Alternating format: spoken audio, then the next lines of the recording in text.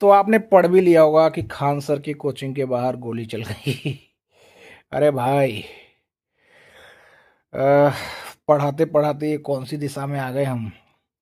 So basically जो जो भी गोलीबारी की घटनाएं हुई हैं उसमें रिजल्ट को लेकर के, कंपटीशन को लेकर के हुई है कि हमारे वहाँ कितने बच्चे, तुम्हारे वहाँ कितने बच्चे, हमारे वहाँ से कितने बच्चे निकले, तुम्हारे वहाँ से कितने बच्चे निकले।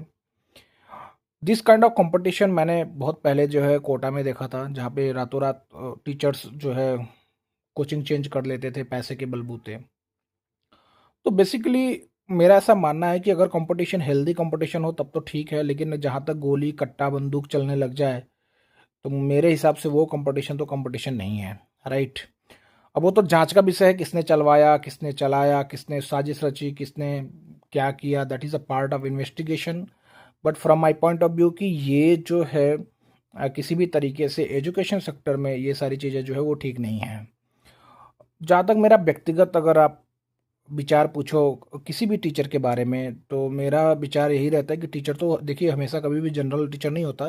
Teacher is always special for the student. कुछ स्टूडेंट के लिए वो अच्छा होता है।